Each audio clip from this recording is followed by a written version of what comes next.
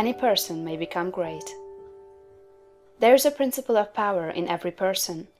By the intelligent use and direction of this principle, man can develop his own mental faculties. Man has an inherent power by which he may grow in whatsoever direction he pleases, and there does not appear to be any limit to the possibilities of his growth. No man has yet become so great in any faculty but that it is possible for someone else to become greater. The possibility is in the original substance from which man is made. Genius is omniscience flowing into man. Genius is more than talent. Talent may merely be one faculty developed out of proportion to other faculties, but genius is the union of man and God in the acts of the soul. Great men are always greater than their deeds. They are in connection with a reserve of the power that is without limit. We do not know where the boundary of the mental powers of man is. We do not even know that there is a boundary. The power of conscious growth is not given to the lower animals. It is man's alone, and may be developed and increased by him. The lower animals can, to a great extent, be trained and developed by man. But man can train and develop himself. He alone has this power, and he has it to an apparently unlimited extent. The purpose of life for man is growth, just as the purpose of life for trees and plants is growth. Trees and plants grow automatically and along fixed lines. Man can grow as he will. Trees and plants can only develop certain possibilities and characteristics.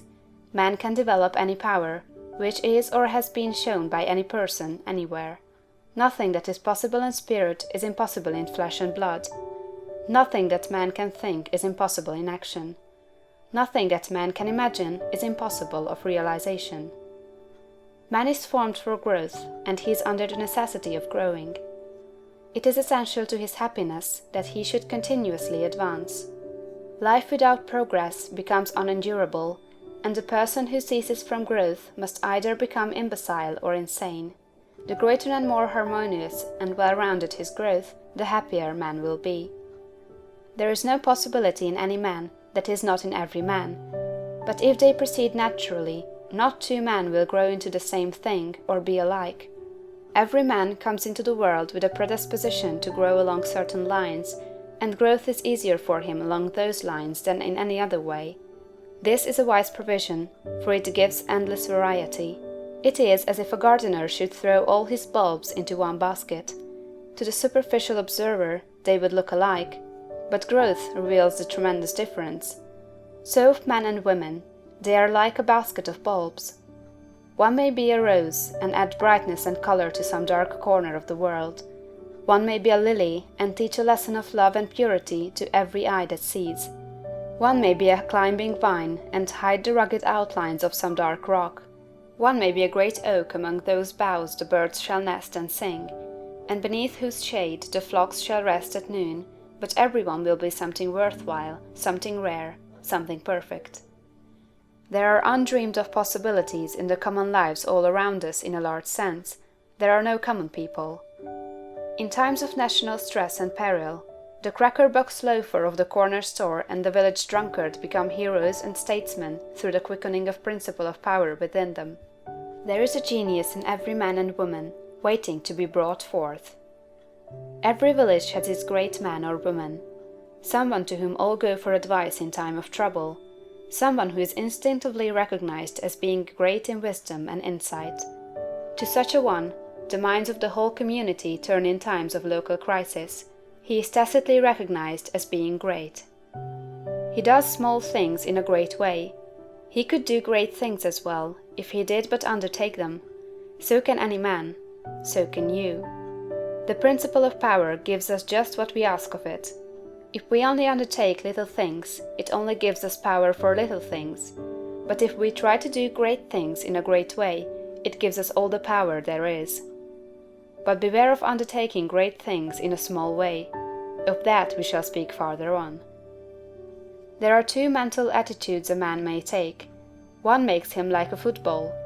It has resilience and reacts strongly when force is applied to it, but it originates nothing.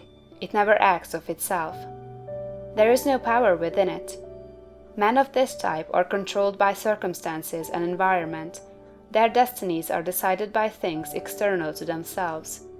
The principle of power within them is never really active at all. They never speak or act from within. The other attitude makes man like a flowing spring. Power comes out from the center of him.